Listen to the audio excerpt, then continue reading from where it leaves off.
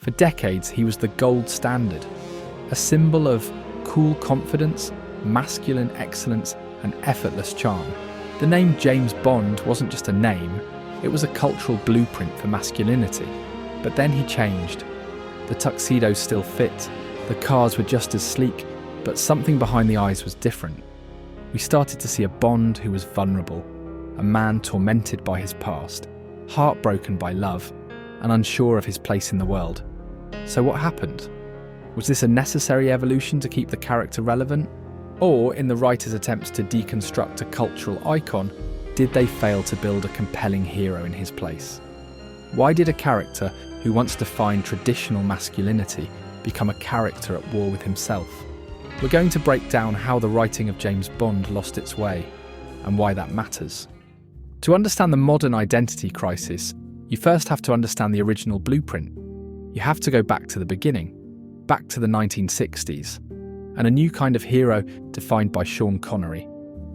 This Bond was the foundation, a man of unwavering confidence and skill. He was the unshakable symbol of traditional masculinity. A man who commanded every room he entered. But this persona wasn't an accident. It was meticulously engineered. The man who played Bond, Sean Connery, was a rough-edged bodybuilder from Scotland.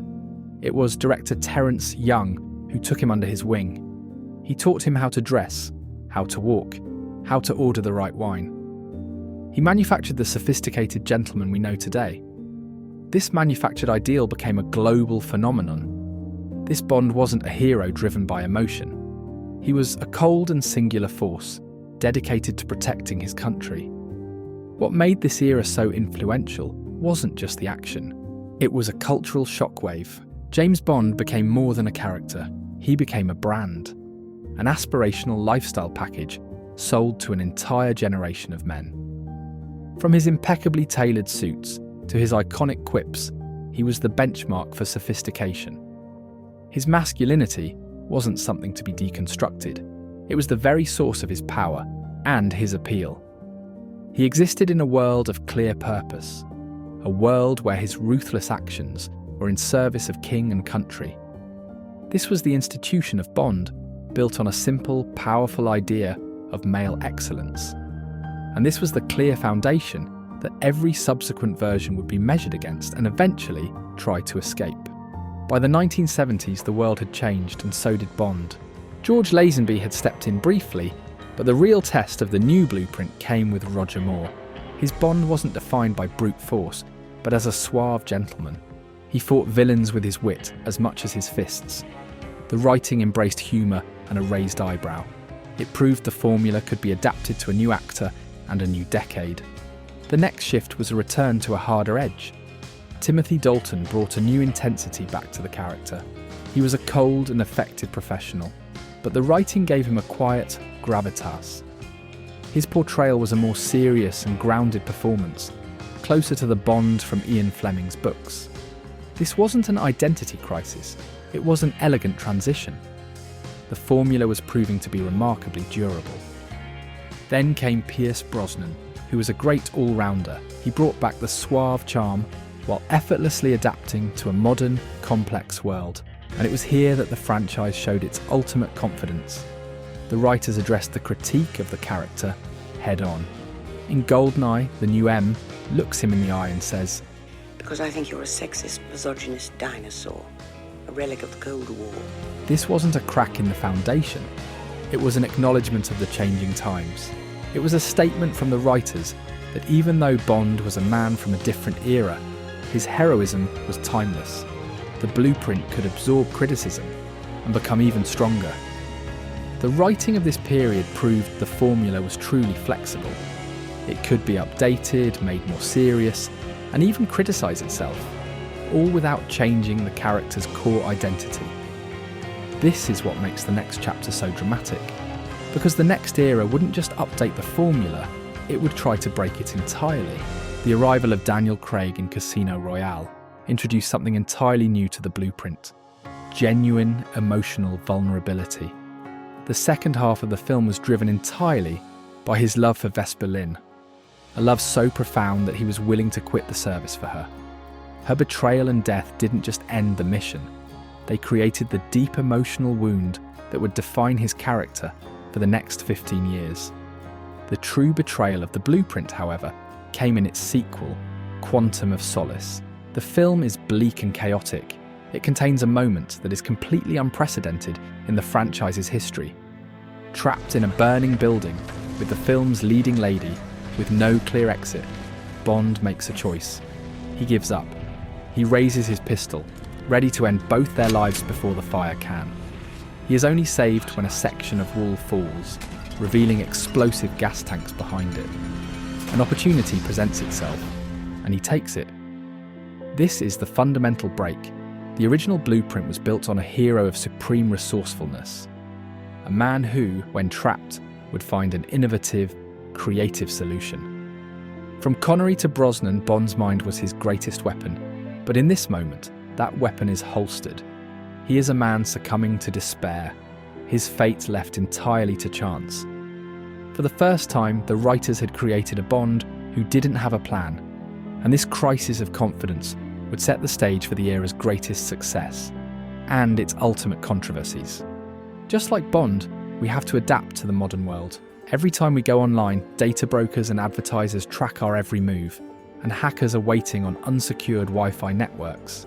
That's where NordVPN comes in. It's a virtual private network that encrypts your connection and hides your IP address, giving you control over your security and the freedom to browse without limits. If you've been looking for a way to take back your online privacy, now's the time. Click the link below to get NordVPN today.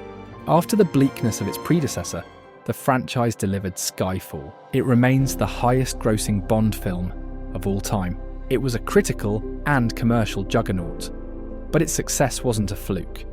It was a return to the formula.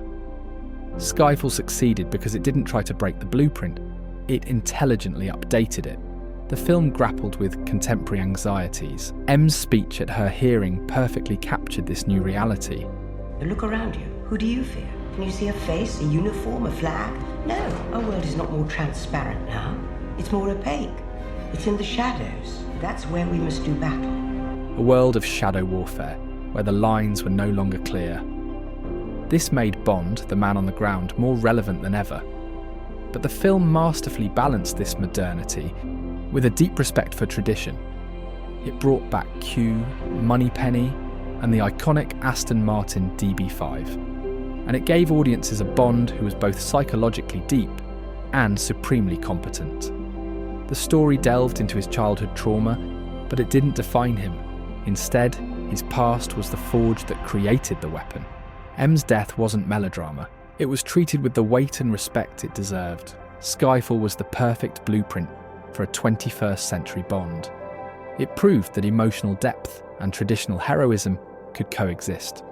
The franchise had found the perfect formula. And then they threw it all away.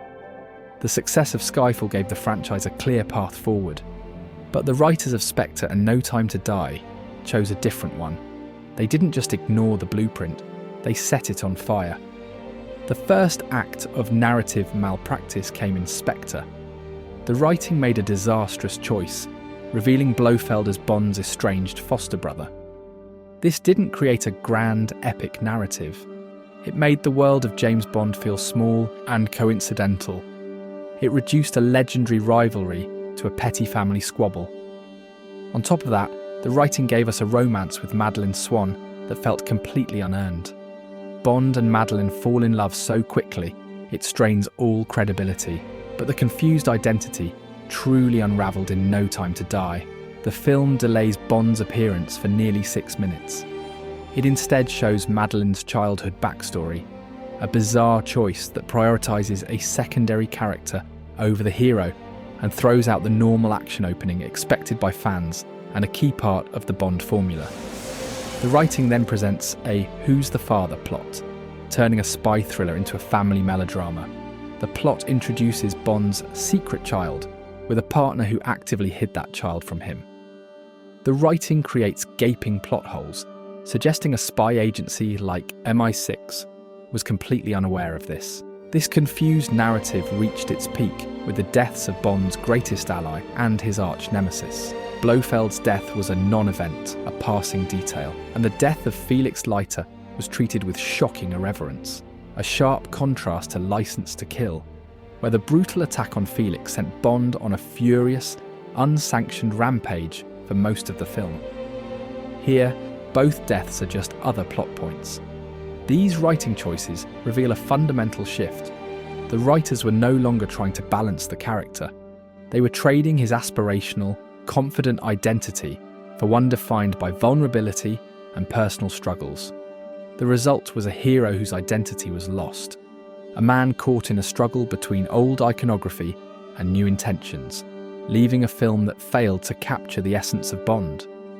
In their quest to give this Bond a definitive ending, the writers took away what made him the hero in the first place. The only question left was, why did it matter? So why does it matter? Why does the evolution of a fictional spy warrant this level of scrutiny?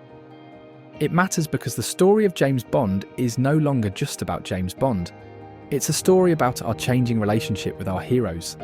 The original Blueprint gave audiences an aspirational figure, a symbol of competence and control in a chaotic world. The deconstruction of the Daniel Craig era traded that aspiration for relatability.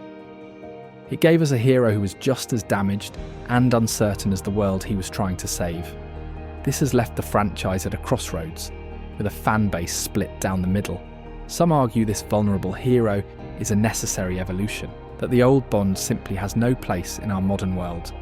The other argues that in the rush to make him relevant, the writers destroyed what made him iconic. The ultimate question is what this means for the future.